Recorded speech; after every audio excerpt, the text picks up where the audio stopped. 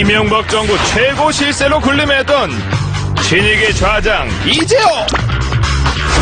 대우나 전도사로 MB정부 탄생에 혁혁한 공을 세웠던 그가 대헌전도사가 되어 돌아왔다. 박근혜 후보의 4년 중임제는 장기 집권에 불과하다면서 분권형 대통령제 공약을 촉구하고 나선 이재호 의원. 연일 박근혜 후보에게 각을 세우며 선대위 참여 요청을 거부하고 있는 그의 진짜 속마음은 무엇일까? 대선까지 이제 남은 시간은 35일. 킹메이커 이재호는 과연 박근혜와 한지붕 한가족이 될 수 있을 것인가? 새로운 정치 세력을 꿈꾸는 왕의 남자 이재호 의원을 지금 바로 만나보자.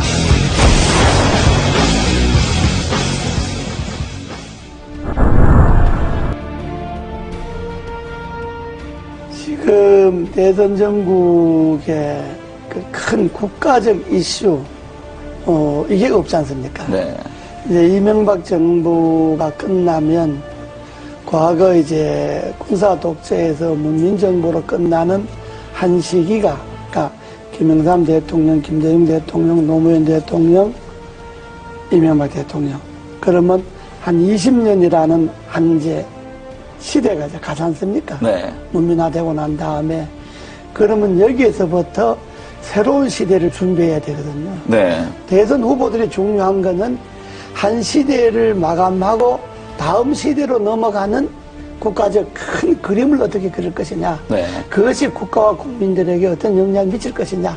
이 이야기를 해야 되는데 그 이야기에서 제가 몇 년 전부터 다음 시대는 개헌이고 네. 개헌의 방향 분권이다. 지금까지 우리나라가 권력의 문화가 지배해왔잖아요. 네. 그러니까 큰 권력이든 작은 권력이든 나라의 구석구석에 권력의 힘이 다 이게 미쳐서 그 권력의 힘에 뭔가 좀 가까운 사람만이 뭐 돈을 벌거나 자리를 차지하거나 뭐 이런 소위 나라 풍조가 되었잖아요. 네. 이제는 이러한 권력의 문화를 내려놓고 정말로 사람의 문화, 인간적인 문화가 나라 전반에 한번 골고루 퍼져야 된다. 그렇게 하려면 제일 중요한 게 우리나라에서 권력을 제일 많이 갖고 있는 사람이 대통령이잖아요. 네. 그러면 대통령부터 권력을 내려놓는 분권을 하는. 네. 그래서 대통령과 국회가 즉 행정부와 입법부가 분권을 하고 중앙정부가 지방정부가 분권을 하고 또 행정, 입법, 사법 이 3권에 있어서도 다시 한번 시대에 맞게끔 분권을 하는 그런 분권형 개헌이 이 시대의 정치개혁의 핵심이다. 분권을 하다 보면 4년 갖고는 정책이 연관성이 없어질 수 있으니까 한번 중림하는 게 좋다는 거고 분권을 하지 않고 4년 중림하자고 하는 거는 임기 연장에 불과한 거죠. 네. 정권 연장하거나 잘못하면 장기 집권하겠다는 것밖에 안 되니까 네. 그건 지난날에 우리 역사가 말하잖아요. 때문에 그냥 이 권력 이대로 4년 중임제 하자고 하는 거는 매우 위험한 발상이다. 이것이 지금 시대의 분권의 핵심이고 시대 정치개혁의 본질입니다. 여기에 한 정치인의 가치와 철학, 시대에 대한 안목, 미래에 대한 예견 이런 것들이 들어가서 분권형 개헌이 선진국으로 가고 대한민국 위상을 지킬 수 있는 길이다라고 하는 이 안목에서 출발해야지 단순히 권력을 잡기 위해서 이런 말을 하면 표가 좀 더 올 거다 덜 올 거다 이 생각을 해갖고 후보들이 이야기하면 안 되죠. 저는 뭐 개헌에 대한 분권형 개헌에 대해서 제일 좋기는 취임하고 1년 안에 하겠다든지 이런 확실한 공약이 제일 필요하지만은 그러니까 그거는 또 저 생각일 수가 있으니까 또 그렇게 생각하지 않는 사람일 수도 있으니까 일단 분권형 개헌을 비롯해서 취임 1년 안에 나라의 바람직한 방향으로 개헌을 하는데 이 시대의 흐름이 나눔이잖아요. 경제도 민주화하자 그러면서 왜 권력을 민주화 안 합니까? 제 의원들이 분권형 개헌 추진 국회의원 모임을 네. 하나 만들려고 여러 의원, 여야 의원들이 그 만들자고 제안이 많이 들어와서 네. 아마 곧 그게 옮겨질 거예요. 하나의 또 세력 개헌 행보의 종착점은 개헌이고요. 네. 분권형 개헌이 되게 하는 네. 게 종착점이고, 되면 뭐 저는 제가 주장하고 생각했던 것이 되면 그걸로 이제 정치인이 역할을 다 하는 거고, 네. 다만 정치인들에게만 맡겨서는 정치인들이 개인의 이해관계에 따라서 개헌을 생각하니까 국민들이 힘을 모아서 이 시대의 요구인 분권형 개헌을 하도록 하자. 네. 그래서 전국에 이제 한 4,000명 정도 모여서 창립대회를 했죠, 국민연합. 네. 그러고 이제 16개 시도 분권형 그 연합이 21일 날 이제 결성이 다 끝납니다. 지금 한 8개가 결성이 됐는데, 끝나면 각 시도, 시군 분권형 그 개헌 국민연합 대표들이 한 1박 2일 모여서 장시간 네. 토론을 할 겁니다. 대선에 네. 분권형 개헌 문제를 어떻게 할 것이며, 또 대선 후보들 간의 이 주장을 어떻게 관철시킬 것이냐 하는 것들을 아마 그 전국 시도연합, 시군연합 대표들이 모여서 네. 한 1박 2일 정도 세미나를 합니다. 국민연합의 대표들이 따로 있고, 국민연합은 내가 주장하는 가치와 철학을 그게 이 시대의 흐름에 맞다라고 생각하는 사람들이 네. 전국에 11만 명이 지난번에 개헌, 분권형 개헌 청원을 했잖아요. 네. 지금 서명 받은 게 한 100만쯤 됩니다. 네, 벌써 그렇게 늘었습니다. 예, 이게 네. 이제 300만 서명을 받으려고 하는데, 이 그 분권형 국민연합 그 각 시군 대표 이 사람들은 그 정치를 안 한 신인들도 많이 있고요.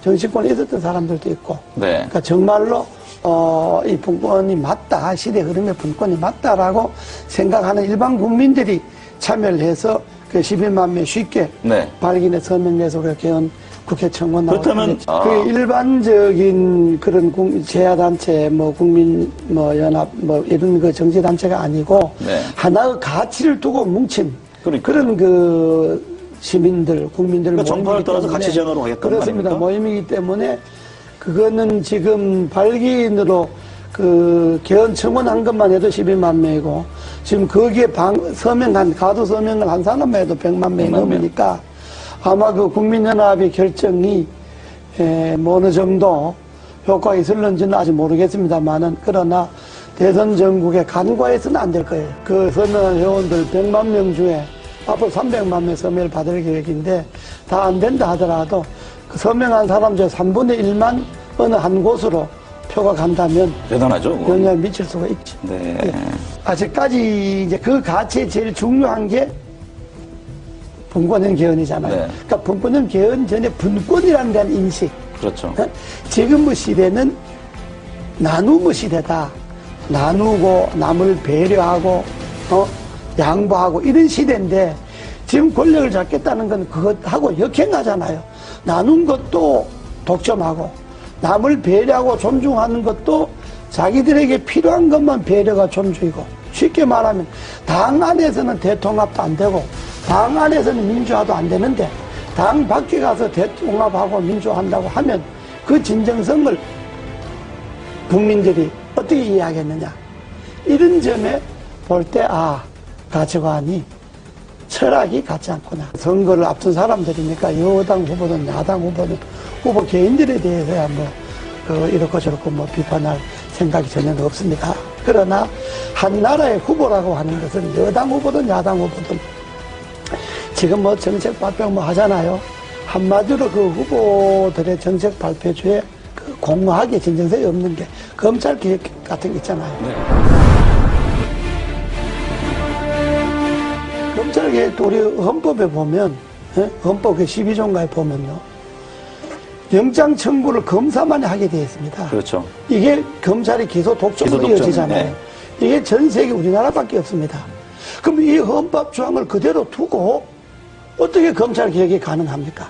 영장은 수사를 할 수 있는 기관이 청구하도록 하고 발부는 법원에서 하도록 한다는 이 조항이 개헌되지 않고 그 개헌을 그대로 놔두고 어떻게 검찰 개혁을 할 수가 있겠습니까? 지방 분권이 문제잖아요. 네. 지방 분권도 지금 헌법에는 뭐가 되어 있느냐 그러면 지방자치단체는 선임하게 돼 있어요, 헌법에. 그 선출해서 임명한다는 이야기거든요.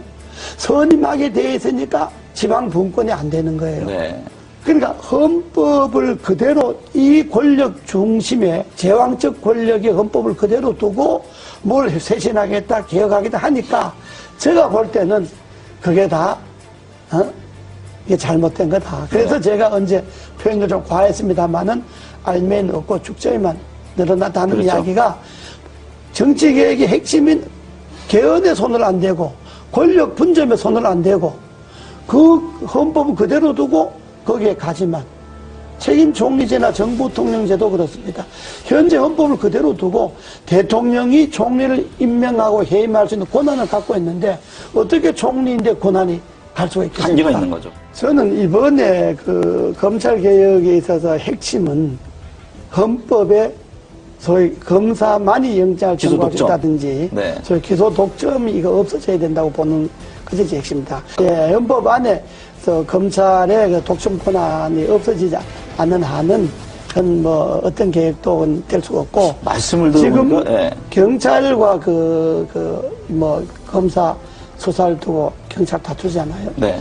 저는 검찰이 자기 식구가 부패와 부정이 있어서 수사를 경찰이 먼저 하겠다 그러면 경찰이 하는 걸 보고 경찰이 수사를 잘 못했다든지 기소를 하려고 경찰에서 넘어온 것을 조사해 보니까 부정한 게 많다든지 이럴 때 검찰이 나서서 조사한다는 옳은데 경찰이 조사한다는 건데 그걸 마치 뺏어가듯이 뺏어가서 검찰이 자기 식구 조사하겠다 그러면 국민들이 그다 자기 지금까지 관행으로 봐서 검찰이 검사 조사한다는 것에 대해서 진정성을 믿겠습니까? 그러니까 그거는 경찰이 조사하는 건 경찰이 조사하도록 놔두고 네. 경찰 조사 결과가 미흡하다. 그러면 검찰이 손을 대야죠.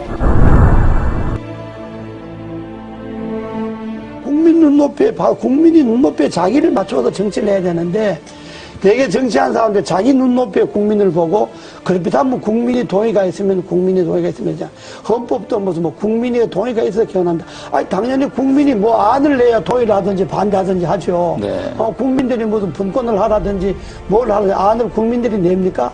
정치권에서 이런 안을 내야 그래야 국민들이 동의를 하든지 반대를 하든지 하듯이 안도 안 내놓고 뭘 갖고 국민들이 동의를 합니까? 네. 그것처럼 그런 것이 다 국민들로 볼 때는 진정성이 없는 이야기다 이런 이야기.